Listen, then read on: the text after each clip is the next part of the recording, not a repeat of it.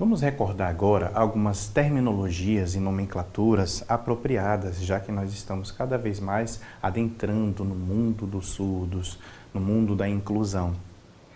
Por exemplo, ao se dirigir a um surdo, nós não devemos nunca chamá-lo de surdo-mudo ou mudinho.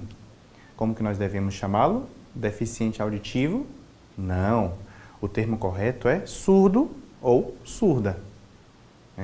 Esta visão de deficiente auditivo é uma visão da área da saúde. Nós devemos ter uma visão correta, uma visão cultural, ao qual nós designamos o sujeito como surdo ou surda. E o sinal é esse, surdo ou surda. E esta língua, como é que nós a chamamos? Linguagem de sinais? Também não. Esta é a língua de sinais. Nós sabemos que a Libras, ou seja, a língua brasileira de sinais, é uma língua com status de idioma reconhecido, como a ASL, que é a língua de sinais americana, a BSL, que é a língua de sinais britânica, e várias outras línguas de sinais ao redor do mundo. A diferença é apenas a modalidade. Enquanto a Libras tem a modalidade espaço-visual, os outros idiomas têm a modalidade oral-auditiva.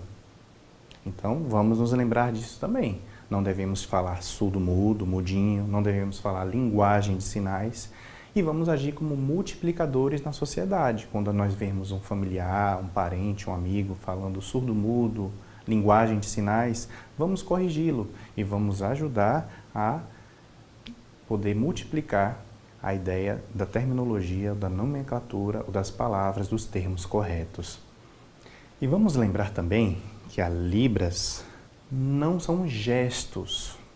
A Libras não são gestos. A Libras é de fato uma língua.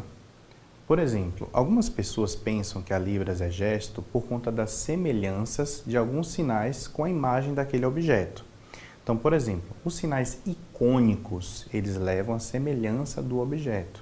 É o caso do sinal de telefone, é o caso do sinal de mesa, é o caso do sinal de televisão. É o caso desses sinais, eles são icônicos, ou seja, eles levam como referência a imagem daquele objeto. Mas muitos sinais, eles não são icônicos, são chamados de arbitrários. Os sinais arbitrários nada tem a ver com a imagem, né? Vamos supor o sinal de pessoa, o sinal de animal, o sinal de amor, né?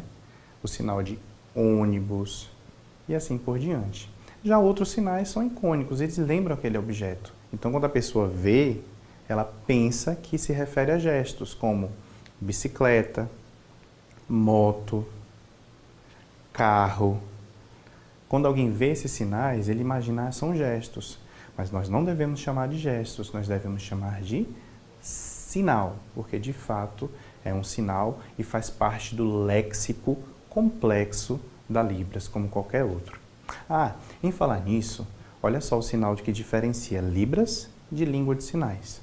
Quando eu quiser falar de língua de sinais no contexto geral, é assim, língua de sinais. E quando eu quiser falar da nossa Libras, Língua Brasileira de Sinais, por exemplo, em 24 de abril de 2002, o então presidente Fernando Henrique regulamentou através de uma lei, que é a lei da Libras, chamada Lei da Libras de 24 de abril de 2002, a Libras. Aí nós falamos, Libras. Nós colocamos essa mão para frente, palma da mão para mim e fazemos assim, Libras. Então, se eu quiser falar especificamente da Libras, eu falo assim. Se eu quiser falar língua de sinais no contexto geral, eu uso esse sinal. E se eu quiser apontar para algo, para saber o sinal daquilo, eu vou perguntar, qual é o sinal disso? Qual é o sinal daquilo? Qual é o meu sinal? Cada um de nós temos um sinal. Vamos relembrar esse aspecto nas aulas presenciais. É o meu sinal, o seu sinal, o sinal daquela pessoa, o sinal daquele objeto. É a configuração em A, você gira como se você estivesse girando uma chave e aponta para o objeto que você quer saber o sinal daquilo. Então vamos lembrar, sinais icônicos levam o formato da imagem.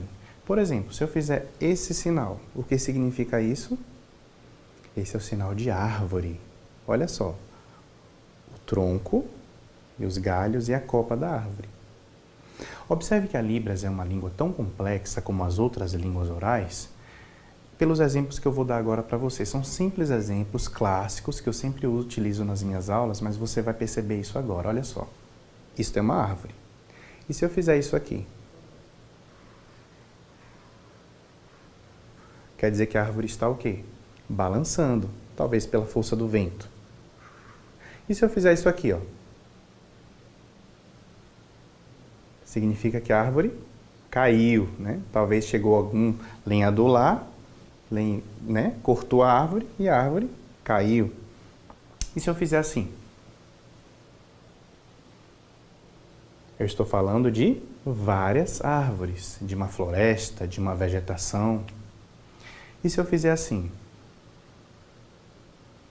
A árvore está nascendo e crescendo, né? Até que ela ficou grande, firme e frondosa. E eu ainda fui lá, ó, peguei um fruto e comi. E se eu fizer assim?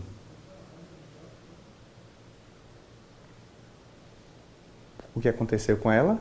Uma planta, uma árvore, murchou, secou, não é? Observe que através dos 5 parâmetros da Libras, que nós vamos falar mais na aula presencial, nós conseguimos fazer toda uma narrativa, toda uma contextualização. Através de uma base só de sinais, eu passei vários significados para vocês agora. E eu atribuí a ela expressões faciais, corporais. Percebeu quando eu falei que ela secou?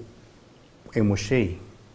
Quando ela ficou frondosa, eu inflei a bochecha.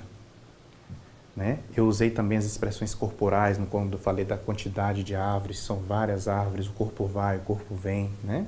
Eu usei direcionalidade, eu usei orientação em movimento e assim por diante. São todos parâmetros da Libras que fazem parte das nossas construções frasais de agora em diante. Vamos tirar nossas dúvidas? Pode ser através desse canal ou você anota para tirar nos nossos encontros presenciais. Bons estudos!